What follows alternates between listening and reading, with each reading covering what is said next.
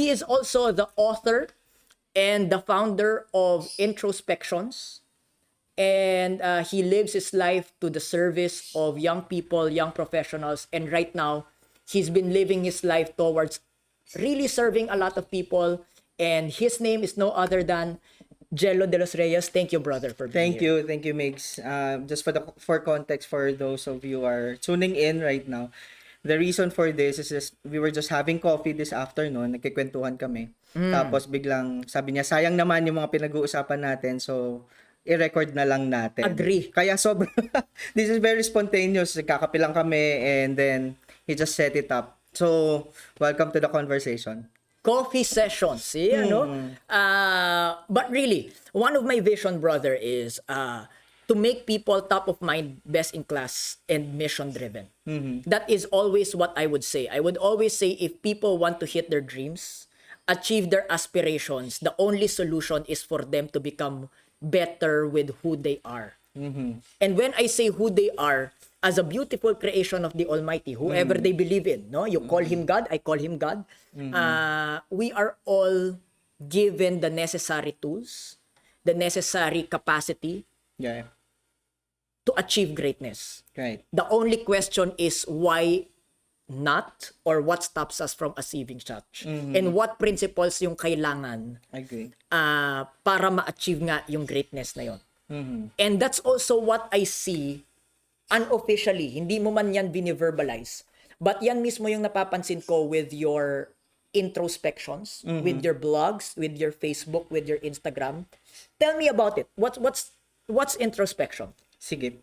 Introspection started way back in college. Baka hindi mo pa to alam, no? But I used to write for a college newspaper way back. Di ko na sabihin kung anong taon. But introspections, ano yan? That's my college column, or the column name, no, that I used to write in college. So it's really just a receptacle, a container for my thoughts, my sentiments, all of the things that run in my mind.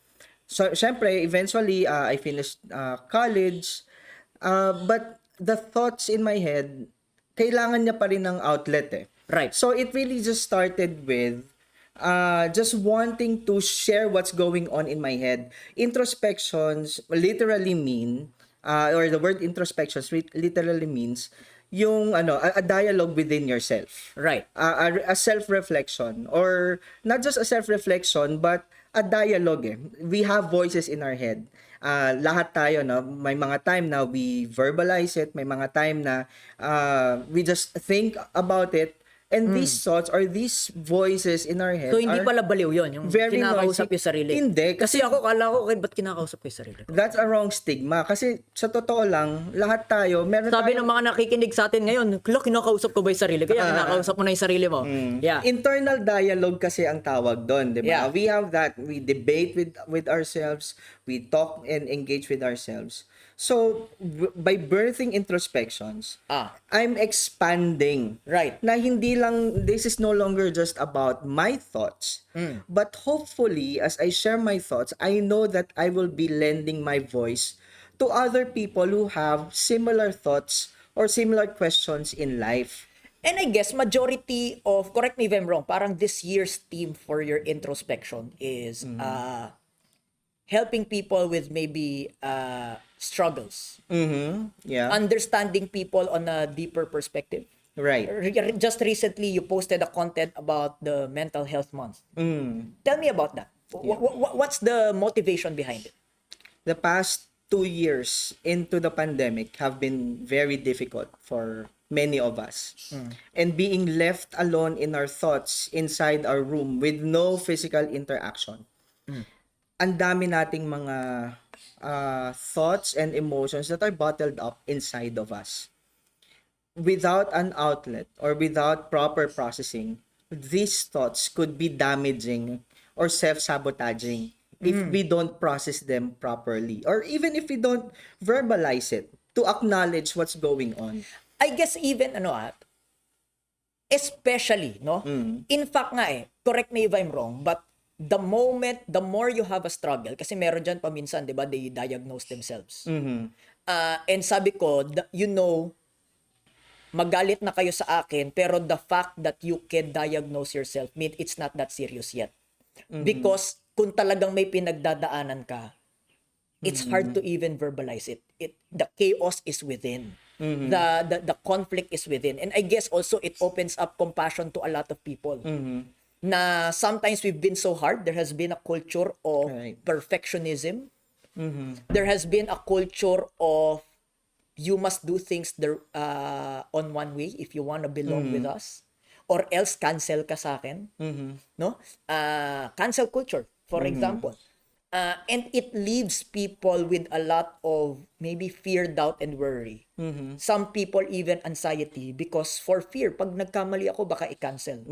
Yeah, the things that you're mentioning, Migs, all of those are happening within our mind as we interact with the information that we get on social media. Right. That in itself is an introspection that needs to be processed or properly acknowledged, recognized, and properly processed. Kasi nga pagka hindi, lahat yan stuck lang sa utak natin.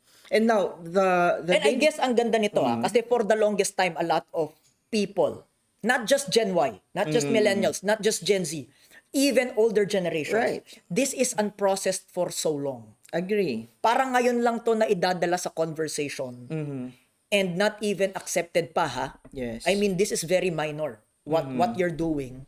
But this is a conversation that we need to have.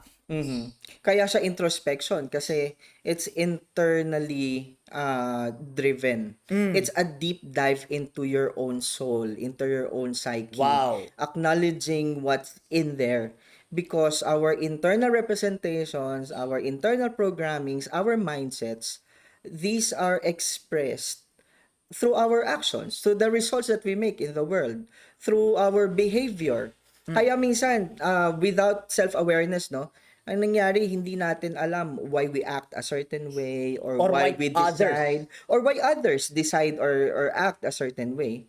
Kasi it's our character, our behavior is an outworking of our mindset or what goes on in our mind. Introspections is about that. Let's understand what goes on in our mind. Let's recognize the voices in our mind so that when we recognize and hear it for ourselves, no, na ito pala yung nangyayari sa akin, now we will be able to put two and two together. Kaya pala ganito ako mag-act. Kaya pala ganito yung decision making ko. Kaya pala ganito yung pattern of my behavior and results. Kasi ito yung mga internal dialogue that goes on with me. Yeah. And yet here we are, maybe a lot of people so easy to judge. Without understanding there is a lot of unprocessed dialogue. Tama ba? Right. Or a lot of unprocessed that goes on with somebody else's life. Agree.